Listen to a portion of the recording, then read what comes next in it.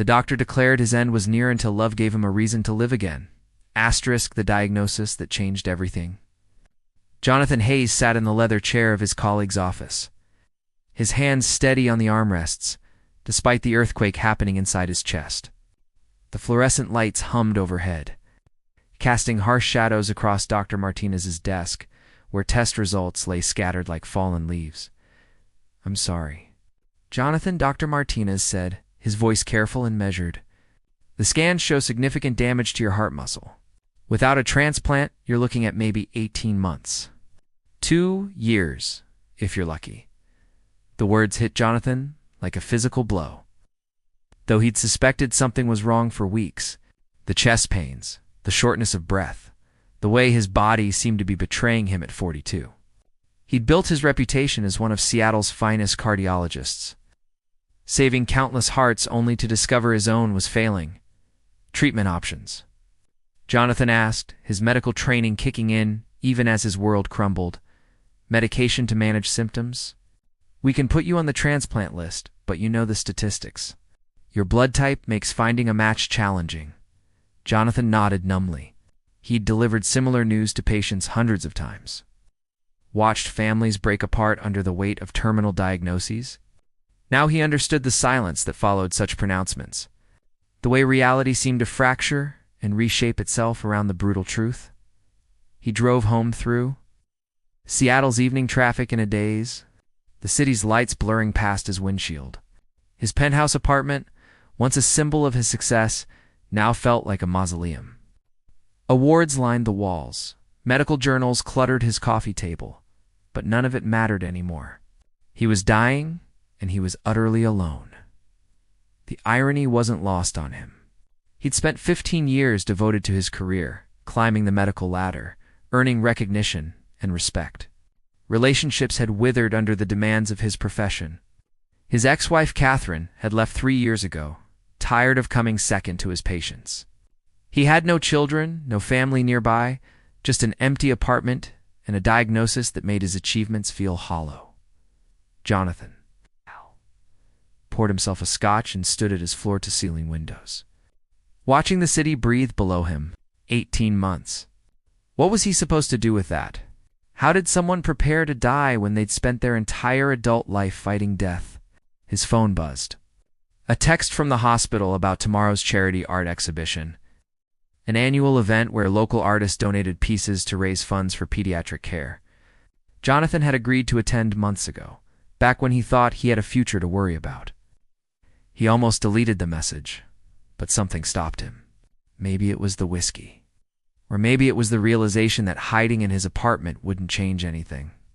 The next evening, Jonathan found himself in the hospital's main lobby, transformed for the exhibition with soft lighting and elegant displays. Local artists had contributed paintings, sculptures, and photography, their creative expressions standing in stark contrast to the clinical environment he knew so well. He moved through the crowd like a ghost, nodding at colleagues and donors. His diagnosis, a secret weight he carried alone. He paused before a painting that stopped him cold. It was a heart, but not the anatomical version he knew from textbooks. This heart was painted in vibrant reds and golds, with cracks running through it like lightning. But instead of breaking it apart, the cracks seemed to let light pour through, illuminating the surrounding darkness. The technique was extraordinary. Layers of paint creating depth and emotion that spoke to something deep in his chest. "It's called Broken Open," a voice said behind him. Jonathan turned to see a young woman, with paint-stained fingers and eyes the color of stormy seas. Her dark hair was pulled back in a messy bun, and she wore a simple black dress that somehow made her look both elegant and approachable. She was beautiful in an understated way, without the polished perfection he was accustomed to in his social circle. "You're the artist?" he asked. "Violet Quinn." She extended her hand, and when he shook it, he noticed the calluses that spoke of hard work and dedication. "And you look like someone who understands broken hearts?" The comment was so direct, so perceptive, that Jonathan felt exposed. "I'm Dr. Hayes. I work here." "Ah, one of the heart fixers." Violet smiled, but there was no mockery in it. "Do you like the piece?" Jonathan looked back at the painting, seeing it with new eyes. The broken heart wasn't tragic, it was transcendent. It's hopeful, he said, surprising himself with the admission. That's the point. Sometimes things have to break before they can let the light in. Her words hit him with unexpected force. Here he was, definitely broken, wondering if there was any light left to find. How much? He asked impulsively. Violet blinked in surprise. You want to buy it? Yes, it's $1,500. All proceeds go to the children's ward. Jonathan didn't hesitate. Sold as Violet arranged the sale, Jonathan found himself watching her hands move, graceful despite the paint stains. There was something magnetic about her presence, a vitality that made his own mortality feel less heavy for a moment. Can I ask you something? Violet said as she handed him the receipt. What made you choose this one? There are prettier pieces, more traditional ones. Jonathan considered the question. Maybe because it tells the truth. Hearts break. But according to you, that's not always the end of the story. Violet's smile was radiant. Exactly. Sometimes breaking open is how we make room for something better. They talked for another hour, standing beside her painting as the exhibition continued around them. Violet told him about her art, how she'd moved to Seattle 5 years ago with nothing but a suitcase and a dream. She worked 3 part-time jobs to pay for her studio space, creating art in the early morning hours before the city woke up. She spoke about her work with a passion that Jonathan envied, a fire he'd lost somewhere along the way. What about you? She asked. Besides fixing hearts, what makes Dr. Jonathan Hayes tick? The question should have been simple, but Jonathan found himself struggling to answer. What did make him tick? His career, yes, but that felt insufficient now. His achievements, his reputation, his carefully constructed life. All of it seemed to pale beside this woman's simple joy in creating something beautiful. I'm not sure anymore, he admitted. Violet studied his face with those perceptive eyes. That's honest. Most people would have given me some rehearsed answer about helping people or making a difference. I do help people. Or I did. I save lives. But who saves yours? The question hung between them, loaded with meaning. Neither of them was ready to explore. Jonathan felt a strange pull toward this woman, this artist who saw broken hearts as opportunities for light. It was dangerous, this feeling, especially now when he had so little to offer. I should go, he said reluctantly. Thank you for the painting, and for the conversation. Wait. Violet pulled a business card from her purse. It was handmade with a small painting on one side and her contact information on the other.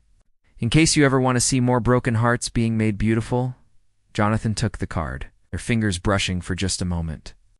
The contact sent an unexpected jolt through him, reminding him that despite his diagnosis, he was still very much alive.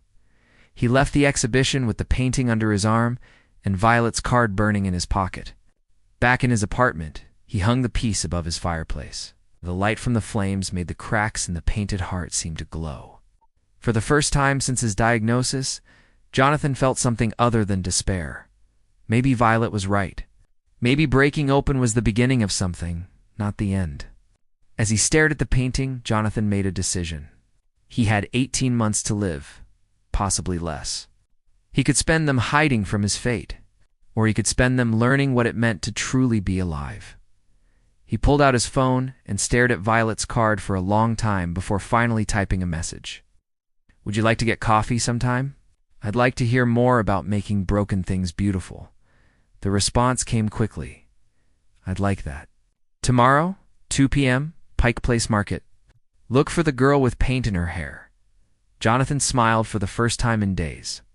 His heart might be failing, but something inside his chest, something deeper than muscle and blood, felt like it was just beginning to beat. When Hearts Collide the next afternoon found Jonathan standing in Pike Place Market, surrounded by the controlled chaos of vendors hawking fresh fish, tourists snapping photos, and the rich aroma of coffee mixing with sea salt air. He spotted Violet immediately, not just because of the streak of blue paint in her dark hair, but because she seemed to move through the crowd with an artist's eye, pausing to study the way light fell across a flower stand or how the fishmongers Movements created an unconscious choreography. She was even more beautiful in the natural light, wearing worn jeans and a vintage leather jacket that had clearly seen many adventures. When she saw him, her face lit up with a genuine smile that made something flutter in his chest. A sensation he couldn't blame on his heart condition. "Dr. Hayes," she said, approaching with that easy confidence he found so appealing. "You clean up nice." Jonathan looked down at his carefully pressed khakis and button-down shirt, suddenly feeling overdressed. "Jonathan, please. And you look like you've been painting this morning." "Guilty." Violet held up her hands, showing fresh stains on her fingers. "I had an early commission. A wedding portrait, believe it or not. The bride wanted something unconventional. They found a small cafe, tucked away from the main thoroughfare, claiming a table by the window where they could watch the world go by." Jonathan ordered his usual black coffee, while Violet chose something elaborate with steamed milk and cinnamon. "So," she said, wrapping her hands around her mug, "what made you reach out?" "Most doctors I meet are too busy saving lives to hang out with starving artists." Jonathan considered how much truth to tell her. The diagnosis sat heavy on his tongue, but something held him back. Maybe he wanted to be someone other than a dying man for a little while longer. "Your painting made me think," he said instead. "About perspective, about how we see damage."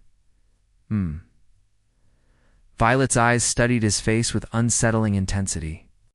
"You know, when I paint hearts, I always start with the breaks, the cracks, the tears, the places where life is worn through the surface.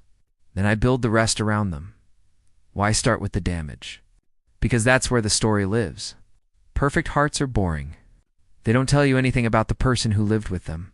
But a broken heart?" She leaned forward, animated. "That's poetry. That's survival. That's proof someone dared to feel something real." Jonathan found himself leaning forward too, drawn by her passion.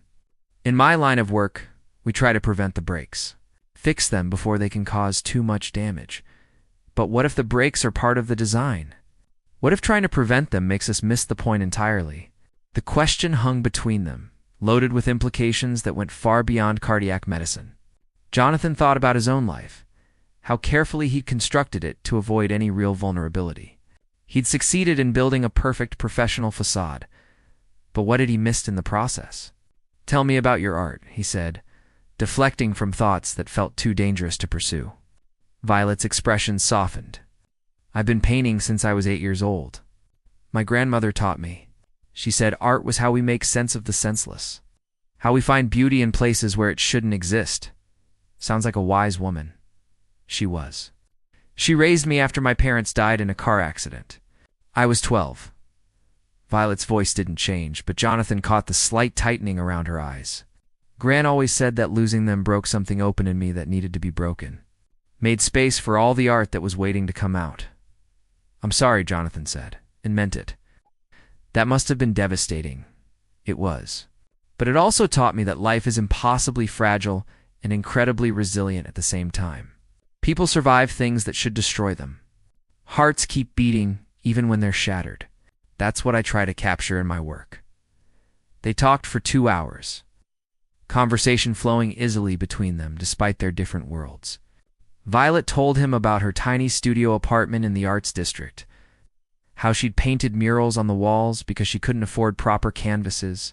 Jonathan found himself sharing stories from medical school, the first time he'd held a human heart in his hands. The weight of responsibility that came with having someone's life literally in your grasp. "What made you choose cardiology?" Violet asked, stirring the dregs of her third coffee. "My father had a heart attack when I was 16, Jonathan said, the memory still sharp after all these years. Massive coronary. He was gone before the paramedics arrived. I remember thinking that if someone had been there, someone who really understood hearts, maybe you could have saved him." Maybe Jonathan met her eyes. "Seems naive now, but that's what drove me through 15 years of medical training. The idea that I could prevent other families from going through what we did. And have you?" "Prevented it?" "Some. Not enough." He thought about his own diagnosis. The irony of spending his career saving hearts while his own quietly failed.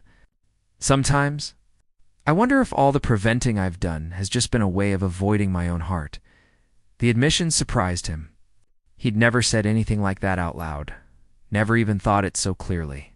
But something about Violet's presence made honesty feel safe, even necessary. "What do you mean?" she asked gently. "I mean, maybe I became so focused on the mechanical aspects of hearts that I forgot they're supposed to feel things. Real things. Messy things." Violet reached across the table and touched his hand, her paint-stained fingers warm against his skin. It's never too late to remember. The simple contact sent electricity through him, awakening something he'd thought was long dead. He looked at their joined hands, hers so different from his own clean, manicured doctor's hands, and felt a dangerous hope stirring in his chest. "Can I show you something?" Violet asked, pulling her hand back but maintaining eye contact. Of course, she led him through the market and down toward the waterfront, talking about the way the afternoon light hit the sound, how the mountains in the distance looked like sleeping giants. Her enthusiasm was infectious, and Jonathan found himself seeing the city through new eyes. Noticing details he'd walked past thousands of times without really seeing. They stopped at a small pier, where a few boats bobbed gently in the waves. Violet sat on a weathered bench and patted the space beside her. The view was spectacular, all water and sky and possibility. "I come here when I need to remember why I paint," she said. "Look at those colors." Jonathan followed her gaze across the Sound, where the setting sun was turning the water into liquid gold. Clouds streaked the sky in shades of pink and orange that seemed too vivid to be real. It was breathtaking, and he realized he'd been living in the same city as this view for years, without ever really stopping to appreciate it. "It's beautiful," he said. "It changes every minute. The light, the colors, the mood. You could paint the same view every day for a year and never capture the same moment twice." She turned to look at him. "That's what I love about it. The impermanence. The way beautiful things exist for just a moment and then transform into something else equally beautiful." Her words hit him with unexpected force, impermanence, transformation. The concepts felt personal in a way that made his chest tight. "Violet," he started, then stopped.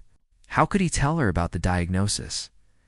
How could he explain that he was drawn to her precisely because his time was limited, that her talk of transformation and broken hearts felt like a lifeline he was afraid to grab? "What is it?" she asked, sensing his hesitation. "Nothing." Just he looked at her face, at the way the golden light caught in her eyes, and made an impulsive decision. "Would you have dinner with me? Tomorrow night?" Her smile was radiant. "I'd love to." As they walked back through the market, Jonathan felt lighter than he had in weeks. The diagnosis was still there, still real, still counting down the days he had left. But for the first time since Dr. Martinez had delivered his death sentence, Jonathan felt like he might have found something worth fighting for. That night, he stood in front of Violet's painting in his apartment, studying the way she'd made the cracks in the heart look like windows instead of wounds. His phone buzzed with a text from her. "Thank you for a lovely afternoon." "Looking forward to tomorrow," Jonathan typed back. "Me too. More than you know." As he prepared for bed, Jonathan caught himself humming, something he hadn't done in years. His heart was still failing, his prognosis hadn't changed. But somehow Violet's presence had made room for something he'd thought was impossible. Hope. Maybe she was right about broken hearts. Maybe they weren't the end of the story after all.